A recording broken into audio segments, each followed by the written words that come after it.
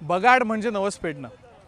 या बगाडाची खरी ओळख महाराष्ट्राला झाली ती अगबाई अरेच्या या चित्रपटातून. आज मी आलोय साताऱ्याच्या बावधनमध्ये बगाड शूट करायला. आपल्या महाराष्ट्रात सण उत्सव जसे वेगवेगळ्या पद्धतीने साजरे होतात तसंच वेगवेगळ्या भागातल्या रूढी परंपरांमध्येही तितकंच वैविध्य दिसून येतं.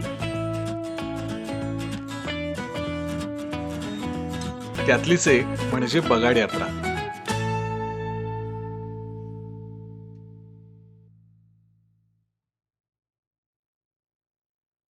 बगाड म्हणजे सोप्या शब्दात सांगायचं तर देवाला बोललेला नवस पेटण्याची एक पद्धत.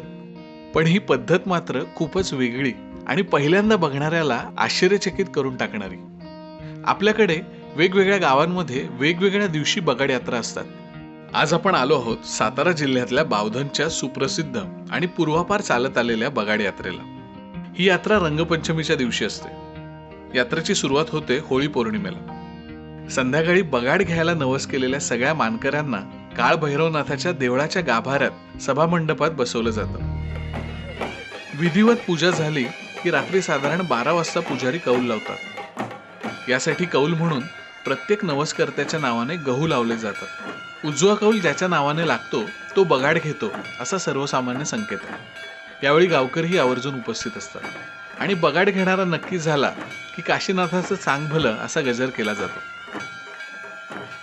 एक महिना अगोदर माई पौर्णिमेला जी यात्रा चालू होती त्यावेळेलाच कळक तोडले जातात.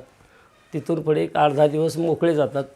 8-10 दिवसानंतर ज्या बगडाला लागणारी लाकडं तोडणे किंवा चाकं बनवणे किंवा काय नरम झाली असेल किंवा काय असे अनेक प्रकारची रोज काम चालूच असतं. चतुर्थी दिवशी देवाचं लग्न सोहळा असतो दुपारी 1:30 वाजता. संध्याकाळी भैरवनाथांचा छबिना. चतुर्थीच्या दिवशी भैरवनाथांचा हळद आणि लग्न समारंभ पार पडतो. देवजोडीला हळद लावून चंद्रोदय झाल्यावर गावकरी छबिना घेऊन निघतात. छबिना म्हणजे मिरवणूक. पालखीसमोर ढोल, लेझिम, सनई सारखे खेळ सादर केले जातात.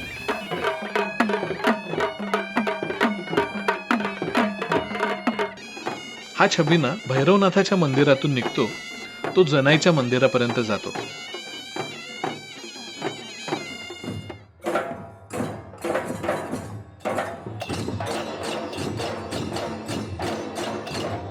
या यात्रेत सगळे गावकरी त्यांचा पारंपरिक पांढरा झब्बा लेंगा घालतात आणि सोबत ही टोपी. मीही त्यांच्यातलंच एक होऊन बगाड अनुभवण्यासाठी खास हे कपडे घेतले. बगाड म्हणजे दगडी चाक असलेला रथ.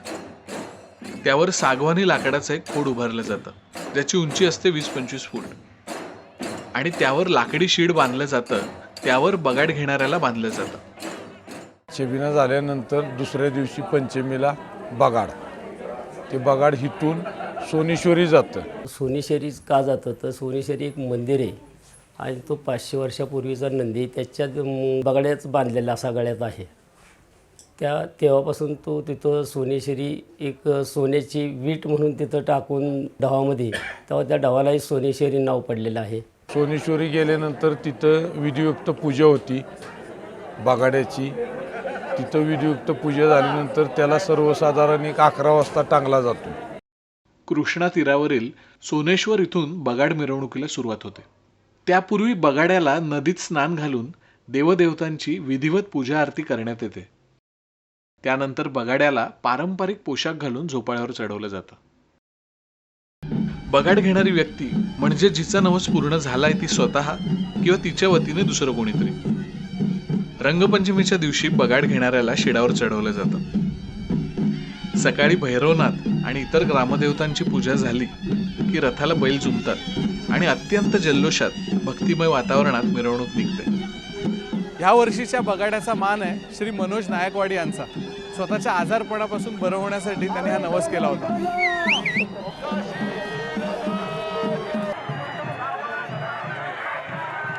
बगाडाच्या मागे ग्रामदेवतांच्या पालख्या असतात. रथ निघाल्यापासून ठरलेल्या जागांवर थांबतो आणि तिथे 5 वेढे घेतले जातात. हा सोहळाही बघण्यासारखा असतो. सोनेश्वरला सुरू झालेली यात्रा शेत शिवाऱ्यातून संध्याकाळी बावधन गावात येते. बावधन गावात बगाड येईपर्यंत संध्याकाळ होते. दरम्यान बगाड ओढणाऱ्या बैलांच्या जोड्या बदलत असल्याने विविध समाजाच्या व्यक्तींना रथ ओढण्याचा मान आपोआपच मिळतो. बगाडाचा रथ ओढण्यासाठी एकूण 6 बैलजोड्या म्हणजे 12 बैल असतात. आणि गावकऱ्यांमध्ये उत्साह एवढा की बरीच जण आदल्या दिवशी बैल विकत घेतात. संदीप कचरे यांनी हा आदल्या दिवशी 1.25 लाखाला विकत घेतलेला बैल. या संपूर्ण मिरवणुकीत बगाड घेणारी व्यक्ती 20-25 फुटांवरच असते. संपूर्ण वातावरण भारावलेलं असतं.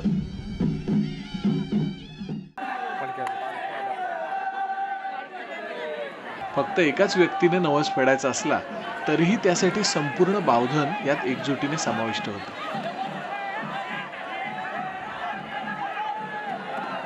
अंगावर पांढरे कपडे, सनई तुतारीचा निनाद, गुलालाची मुक्त उधळण आणि मुखातून सतत होणारा काशीनाथाचा चांग भलचा गजर, नाथ साहेबांच्या बावधनातला हा नयनरम्य सोहळा डोळे दिपवून टाकतो.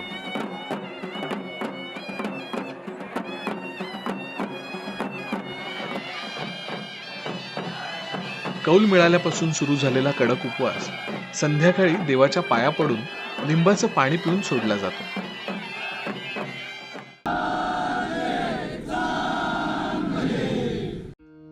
बावधनच्या या प्रसिद्ध बगाड यात्रेला लाखाच्या वर भाविक दर्शन घेण्यासाठी येतात. जात पात वंश सगळं विसरून भक्तिरसात न्हावून निघतात. या रूढी परंपरा आकलनाच्या पलीकडच्या असल्या तरी सगळ्यांना एकत्र आणण्याची कमालीची ऊर्जा त्यांच्यात आहे हे नक्की. बगाड उत्सव नवस्फूर्तीचा, आतुरतेने वाट पाहणाऱ्या भैरवनाथाच्या भक्तांचा, काशीनाथाचं चांगभलंचा गजर करणाऱ्या प्रत्येकाचा. पुन्हा भेटूया महाराष्ट्रातल्या अशाच एका भन्नाट ठिकाणी.